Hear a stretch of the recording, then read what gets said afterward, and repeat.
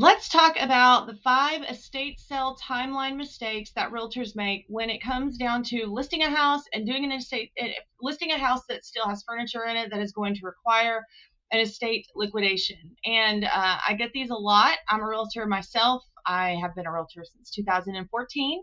So, as one realtor to another, and someone that owns an estate sale company to another, this is my I'm hoping to help all the realtors out there know how to organize the listing and a closing and a selling of the stuff while considering some of these factors that you might not really consider.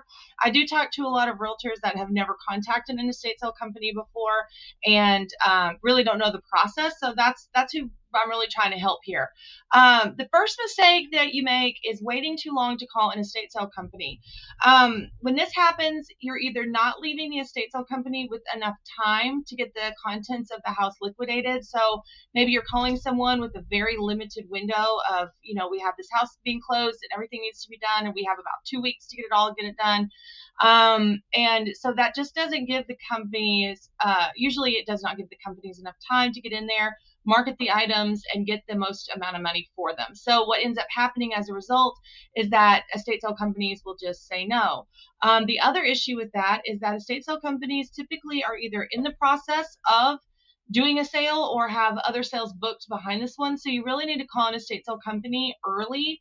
I usually say about 2 months in advance, so that you could start getting on their radar, and then y'all can start kind of talking about a plan for how you're going to be listing everything, and so that y'all can discuss what is going to be the best option for the client. Number 2, trying to fit the estate sale into the real estate timeline instead of planning both together. And a lot of times this is because real estate agents really don't understand how much estate sales actually make. So the estate sale itself is kind of an afterthought. Get the house on the market first, and then we can get a buyer and all this stuff, and then we'll go ahead and do the estate sale last. But what you need to understand is estate sales make a total of $10,000 to up to $50,000 if you do it the right way.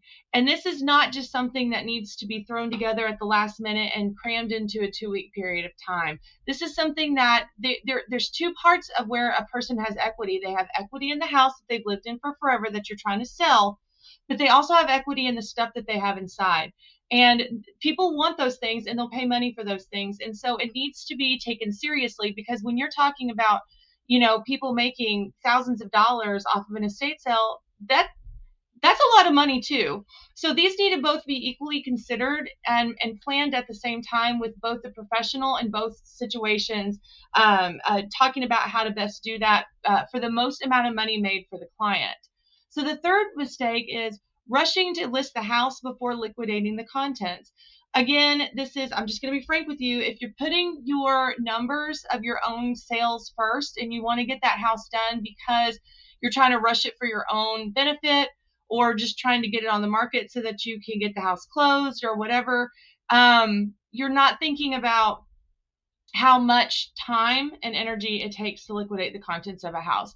So before you list a house, if you do not know what's going to happen to the stuff that's inside of that house, and there is not a good plan for that, you're jumping ahead of yourself. You need to make sure that there's a plan for all that stuff, and that both of you are on the same page before listing that house. The fourth mistake is assuming an occupied home won't be an issue. So it happens a lot, especially with seniors, that there's not a plan. Like, either they're moving in with a family member, and the place that they're moving into isn't ready yet, and they have to wait for it to get ready. So they're having to do the sale at the same time that they're waiting for the house to get ready, or they need the money from the sale to move into the next house, or whatever the case might be. They're trying to list the house, sell the house, close on the house, get all the contents of the house liquidated, while also packing up the stuff and moving all at the same time. And most estate sale companies will not do a sale where the person still lives in the home. We do under certain circumstances. I don't do it for everyone, because not everyone has the personality to be able to tolerate it. It's a lot of work around you, and it is a lot of emotional difficulty. I actually do have a seller occupied addendum, which goes over special rules and boundaries that we have to do, because you're having people work inside of your house for days and weeks. that are coming in, rearranging your stuff every single day, and then you're having to be quarantined off into a space of your house where you're not in everybody's way. And not everybody does well with that. Not only that, if you're a real estate agent trying to get people to come in and do that, you're going to find that a lot of estate sale companies won't.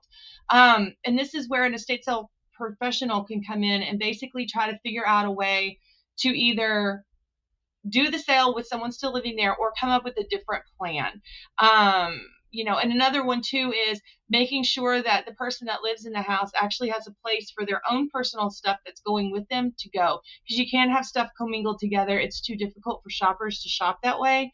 So this is something that takes more consideration than people think. So just keep that in mind. And the last mistake is planning to have the estate sale after closing without considering things like leasebacks and access. And so when I do an estate sale contract, I am under contract with the client that owns the home or their representative, their child or whatever, and I am asking for access to the home. I am getting permission from them to accept the risk of having the public come through the home. You're asking a lot of people to come into a house, and so you just kind of have to accept that we do everything we can to mitigate the risk, but that is a part of the contract.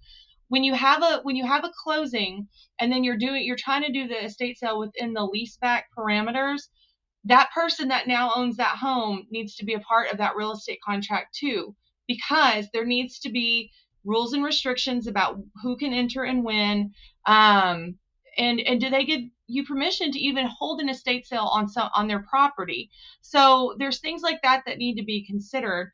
And this has come up in recent conversations with me and another one of my clients who did do a lease back, and it was one of those things where I was like, you know what, this is something that needs to be in writing, where the new owner is on the same page, and also what's going to happen with the stuff that's left.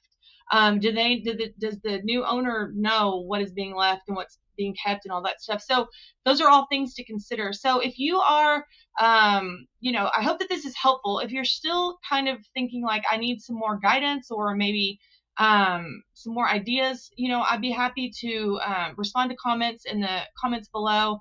So that's what this is about. My goal is to help all the real estate agents out there to work together with the estate sale companies to get everything in that particular house and all of its contents liquidated in the best, most efficient way possible. So if you are in DFW and you need some assistance in DFW, then feel free to give me a call. My contact information will be in the link below. And that's it. That's it for now.